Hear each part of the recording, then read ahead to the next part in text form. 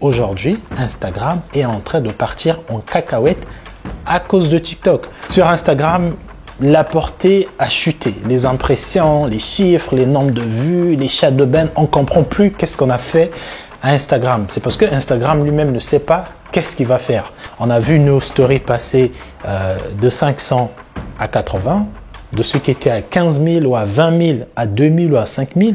Hello, welcome back. Je vais faire une vidéo où je parlais de TikTok, d'Instagram, de Facebook et de YouTube.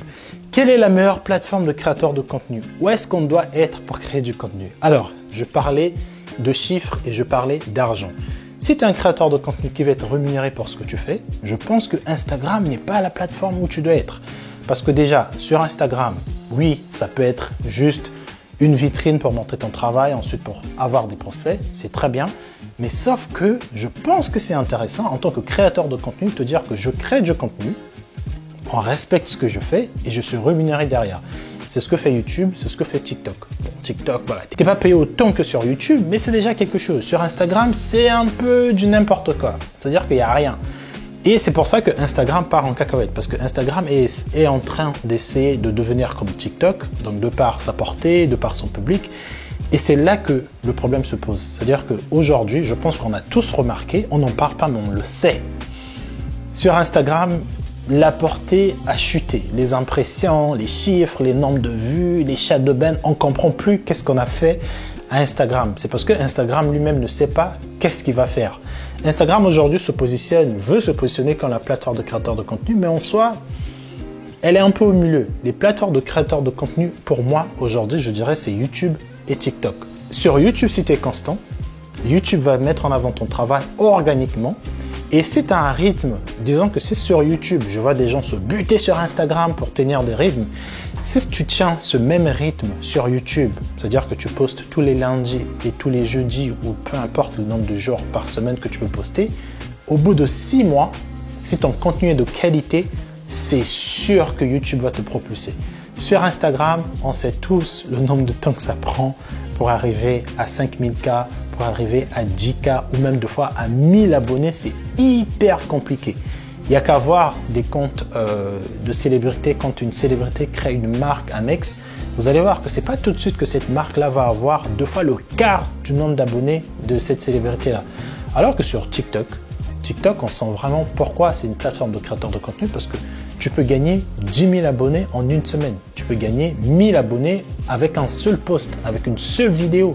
C'est-à-dire que l'algorithme TikTok est vraiment fait pour te mettre en avant. Il y a des gens qui vont dire « Ouais, mais TikTok, c'est pour les jeunes. » Mais tu crois que sur Instagram, il y a qui là, en fait, sur Instagram?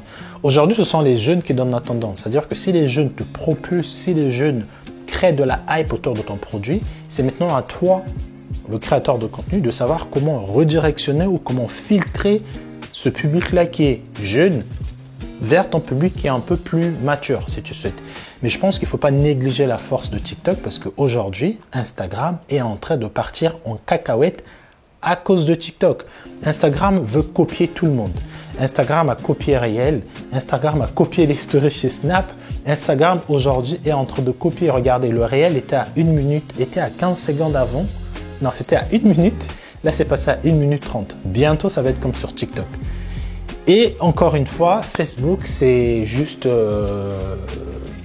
est en train de mourir aussi. Parce que pareil, Facebook, pour moi, c'est pas une plateforme de créateur de contenu. C'est plutôt une plateforme de distribution d'informations, voilà, c'est un peu comme le petit Twitter, quoi. Si tu vas apprendre un tuto, par exemple, tu vas pas aller sur Facebook, on est d'accord. Si tu vas apprendre, si tu veux suivre un photographe qui fait des belles photos, tu n'iras pas sur Facebook, tu iras peut-être sur Instagram, ok? Et d'ailleurs, le fondateur de Instagram l'a dit que Instagram va plus devenir une plateforme où on poste des photos. Je sais pas quand on va être fait cette mise à jour, mais sache que les photos seront plus mises en avant comme avant. Parce que Instagram veut que la plateforme devienne une plateforme de tendance vidéo, un peu à la TikTok, mais version américaine. Ok? Donc ça pique énormément l'ego des Américains et nous, on subit. On a vu nos stories passer de 500 à 80, de ceux qui étaient à 15 000 ou à 20 000, à 2 000 ou à 5 000, alors que TikTok continue à croître. Et tout ça, c'est à cause de quoi? Regardez les 5 meilleurs créateurs de contenu sur toutes les plateformes. On va commencer par Instagram. Sur Instagram, les 5 premiers créateurs de contenu, on a la plateforme elle-même, Instagram, qui est la plus suivie.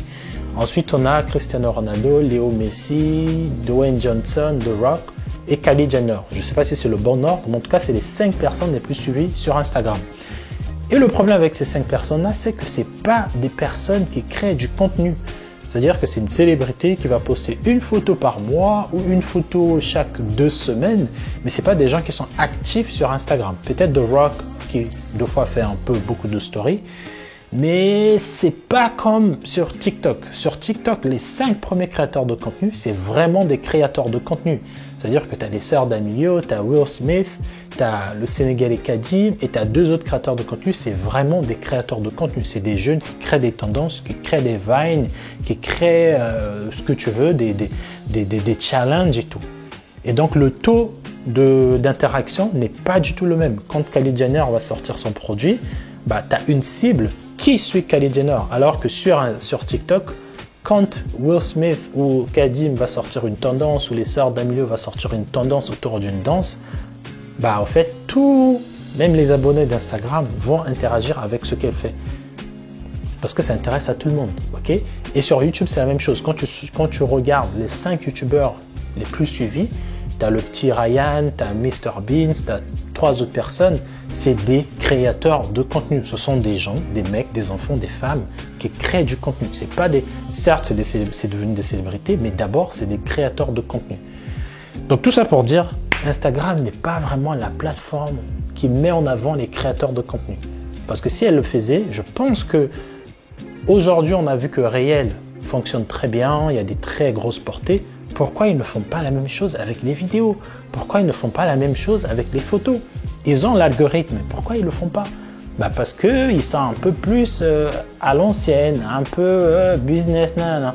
Sauf que TikTok est arrivé et s'est dit, écoute, on va créer une machine de guerre qui va écraser tout le monde, qui va propulser tout le monde et on va tuer tout le monde, quoi.